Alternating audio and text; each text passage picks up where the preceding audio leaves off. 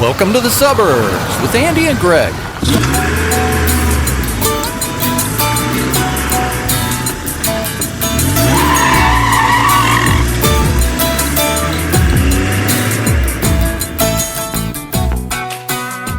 So at Bay Village, where my parents live, they've done a recent multi-million-dollar remodeling, and they have a new walk-up restaurant and a new bar. It's called the Shrimp Trawler. It is not called the Shrimp Trawler. The restaurant's called the Rusty Nickel. The Rusty Nickel. Yeah, they tried Rusty Nail, and everybody got in line for a tetanus shot. And it's Nichol, because that's the owner's name. Oh, my gosh. Are you kidding? Go figure. Everybody's quite upset he named the bar after himself, but he is the CEO, so I guess he has bragging rights. It's not a stadium. No, it's not.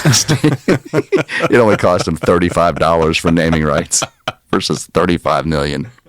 Now they have, to Jennifer's liking, they have a Prosecco. Oh, I thought you were going to talk about sandwiches. No, Prosecco keg. Keg That pours Prosecco. She and Keely would get along great there. They could just sit there and swap stories all day long.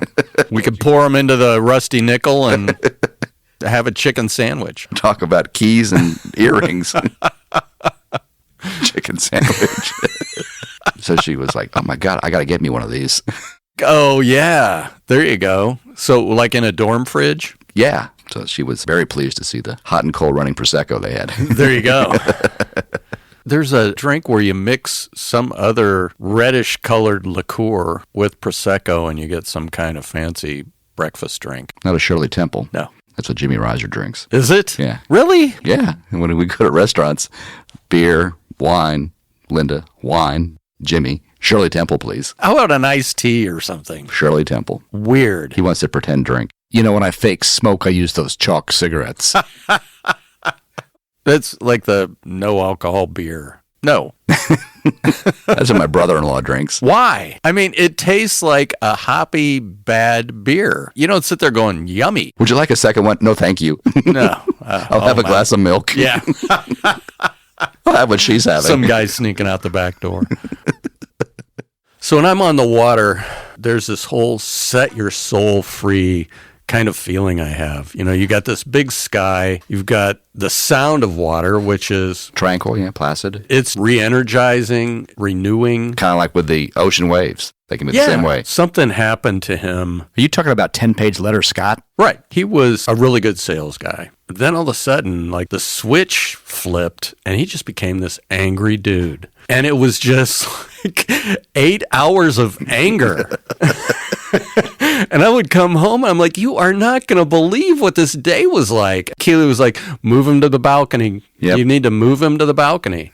In the 10-page letter, he hated every bit of our existence together. Newsflash, I hate you. P.S. And you know that fishing net that I sold you with the boat and charged you the full retail price when you wanted to buy the boat off of me? I want that back. Would you like it up your ass? So anyway, we would go up to Ely, Minnesota. I would make all of the dinners like chili, all these things that you could just heat up so we didn't have to take time cooking and we could just be on the water. It's all about fishing. All about fishing. And he decided this one time that we were up there that was going to be his time to quit smoking. Perfect. And he was like a 2 or 3 pack a day smoker. I haven't been addicted like that to anything, but apparently it causes quite a bit of angst. For the entire time that we were up there, he wanted to burn the world down. You become an angry bird. He already was. So this angrier bird. Throw gasoline on the fire and then hit it with something else explosive, and that was him. And so I was getting a little bit tired of the anger, and it would be over something stupid like weeds on his hooks. And so fish behavior is really interesting. It's like a puzzle that you have to solve each day, and it's based on high pressure, low pressure systems, time of the year, water temperature, transition zone between rocks and weeds. I just thought it had to do with whether you had a worm on your hook or not. That would be a no. And so if you let your bait fall to a certain count, if you counted it down to 8 and started reeling it in, that's where all the fish were. I am slaying these smallmouth. It's just like watching the fishing tournaments where they've edited all those hours where they weren't catching anything. And all of a sudden it looks like they're just hauling them in. Yeah, that's what it was like. And he was catching nothing. He wasn't counting to 8. He wasn't counting to 8. And he's like, what color spinnerbait is that? Black. What kind of twister tail do you have on there? Motor oil. I've got all of that. You just like, you could, I'm waiting for him to throw a clod. Aneurysm. On the drive back, I said, so you know when I was catching all those smallmouth and you didn't catch any? And he goes, yeah, I was counting it down to 8. And I didn't tell you that. Oh, you didn't even tell him the secret. Should have told him 10. Yeah, I should have. All the fish are down here. The whole thing was he cared. I don't care. I don't care. If you catch more than me, it's still fun. Not a contact sport. It's not a contact sport. Vegas isn't placing odds on how many largemouth bass you catch. It's just supposed to be fun. Even in the fishing tournaments, they cheat. So wait a minute. Even in the fishing tournaments? Yeah, those guys will load the fish with lead so they weigh more. So you're watching fishing tournaments on TV? I have been known to watch a fishing tournament. Have you? Yeah. So is that just like the day where you're eating those wavy chips and you got nothing going on? Did you have a hangover from the night before or something? If you're watching fishing tournaments on TV... You guys had all those patches on their shirts. They look so badass. Got a man crush on the guys with patches on there? Is that why you like racing, because of the driver suits? You're connecting all the dots. That's why I was an Eagle Scout. I had a lot of patches. Really? Yeah. I didn't know you were an Eagle Actually, Scout. one merit badge short. I told a lie. So was it like that last project you didn't get to? It was just school and life were getting in the way, and I just dropped out. My troop was at a different church, and I was more involved in my church's youth program at the time, and so I was going to another church for scouts because my across-the-street neighbor was the scoutmaster. He didn't happen to be a dermatologist part-time, did he? He did ask me once if I had anything south of the border I needed looked at. Priests and troop leaders, I think, have a stigma. Years ago, Heather and I were driving down Westfield Boulevard heading in toward Broad Ripple, and we saw a friend of ours, PJ, and he fishes in the White River there. Heather was young and fascinated, and so she was like fishing, and she's trying to drop her line into some rocks, and another car pulls up, and it's our friend Steve. Steve? He comes down, and, hey, what are you doing, Heather? We're fishing with PJ. And Steve casts out, apparently hits a fish in the mouth with a hook, and pulls it up like the first cast. And we've been there an hour doing nothing. See, he found the transition zone. Clearly, he hit it square on with the hook. It was yawning at the time. Bored by watching us not catch fish. Okay, I'm done. So I was working a club in Corpus Christi, Texas. I was working with a friend of mine, and I said, well, we should go deep sea fishing here. He's one of these guys that can talk people into anything, and he knew that I knew fishing. Like a carnival barker. He's a good schmoozer. We're staying at this really nice hotel, and the club is downstairs in that hotel. And so they've got all these fishing charters up on this board near the desk. So he said, you read these, you figure out which one is legit, and I'll talk them into letting us go for club passes. And I said, deal. Sure. I found the one. They talked about fishing structure, which is exactly what I was just talking about here. He calls them up. He talks them into letting us go. And so we go out, and like it is a 2-hour boat ride just to get to the place where we start fishing. He found out as soon as we left the pier, he gets seasick. He didn't know that. Newsflash, I don't feel well. Newsflash, I'm throwing up. And we've got shows that night. That's a lot of being in the sun. To all of a sudden come out and go, hey, ladies and gentlemen, I'm going to be funny. So we go out there, and there's a pass the hat. Somebody's going to end up winning money. No patches involved. Sorry about that. Deep sea fishing merit badge. Yeah. Or professional angler. He got the vomiting merit badge. He did. Yes, he did. He's laying in the cabin with a wet towel over his head. I'm from Indiana. We don't have an ocean here. So I'm sitting there like, okay, we've got to be fishing structure on the bottom. So this is going to be like jigging for northern. So I'm going to put the bait on the bottom and then pump it up and down so that it looks like a distressed fish. All of a sudden, just blam, it hits my line, and I have got this fish on, and I am fighting it. And so the guy comes over to me, and he looks at it, and he goes, you've got the bottom. And I go, no, I don't have the bottom. Dude, I was raised on a lake. I've fished my whole life. I know what a fighting fish feels like. I do not have the bottom. And he's like, arms crossed, waiting to show this stupid tourist From Indiana. that he's really got the bottom. And I pulled up a 25-pound red snapper. He looks at me and he goes, well, we might as well all go back. You just won the kitty. How do you know? And he goes, oh, look, man, that's like close to the state record. Wow. Chip recovers from vomiting enough to come out and catch a 4-foot hammerhead. And so I'm periodically going back to that guy going, am I still in the lead? You don't even need to come back and check with me. Quit bothering me. Here's the money. Right. Well, he just caught a 4-foot hammerhead. And he's like, sharks don't count. Oh. Man, have you ever had shark? No. Oh, man, is it good. Soak it in buttermilk and then grill it. Oh, Is so it good. similar to chicken knuckle soup? Chicken knuckle soup is delicious. Keep hearing that.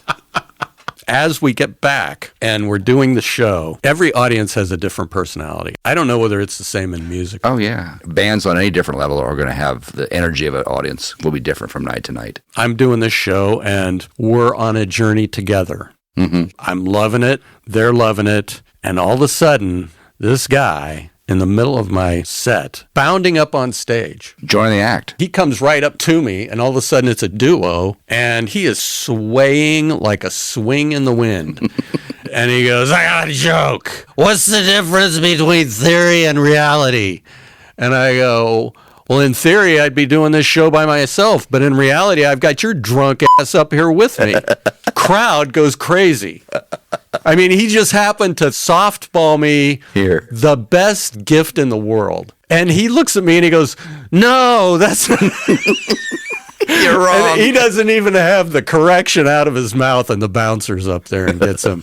And as the bouncer grabs him, you can see his date get up and leave in disgust. His former date. And so at that point, then I go on and do the rest of my set, and Chip has recovered enough from vomiting all day on the boat that he's going to headline. So it was a win-win. Sure. I win with the 25-pound red snapper, and then I win with the drunken dude. How much did you win? What was the kitty? Couple $100. I bought a cooler. They packed it with the fish. I duct taped it closed. And rode your bike home with it on the back. What's that smell? I think that's a Leonard Skinner song, isn't it? You've given me this microphone. Lent you. Yeah. It's good to know that now. Because it's on eBay. Ignore the Greg I etched into the powder coating on it. I saw one on eBay that said Greg scratched into it. So when you're recording people, you're furnishing all the microphones, or do you have people that actually believe their microphone is better than yours? I know they're bringing their instrument probably. Rarely in the studio does somebody bring a microphone, but there was this band that we recorded. It was this death metal band. The drummer came in with this big drum set, and he had all of these skulls mounted on the drum set. So he sets up the drums and then he sets up the skulls, or are they like permanent? Kind of permanently part of the drum kit. Wow. And so we're in there trying to get the microphones set up properly in the drum set, and I had to say to the drummer, can I move a couple of these skulls out of the way so I can get the microphone where I need it? You couldn't like run it through the jawbone? No. This is the first time I think I've ever asked a musician that question. Could we have a little less skull in this? And the singer in this band actually had his own microphone, and he ran it through some effects pedals and then out the pedals into the mixing console. Just to make him sound more evil? Basically, yeah, it was their thing. They had bought this 12-hour package, and they were going to do an album in 12 hours. Seems like a pretty Ambitious. undertaking, but they thought they could do it. How many takes do you get? That's a great question, because as they started recording, red lights are on, and away they go. They start just wailing away, playing these intense songs, the singer just screaming what might be lyrics. Then they would stop. Then they would start again. And then they would play for 3 or 4 minutes and then stop. And then start again. It maybe went on for 15 minutes, and then they finally stop. And the engineer says, so what was the name of that song? Well, that was 3 songs. Just blazing through these, like one take of everything. Wow, one take. Got to get done in 12 hours, you know. Quantity over quality. In the mixing, they just would get kind of a good rough mix, and they would put just enough compression on the mix that the vocal would stay on top, kind of mixing on the fly in real time. Having to tell the drummer to move his skulls was a great way to start a session. That just sounds like something from Spinal Tap. It nearly was. They also had this big concert bass drum. This other guy, he was the bass drum guy. That's his whole gig, is bass drum? And for some percussion. Borrows the Purdue marching band drum. But he played it with an axe handle. Did he really? Beating the drum with an axe handle. The lead guitarist had his dead mother with him. She was in the car.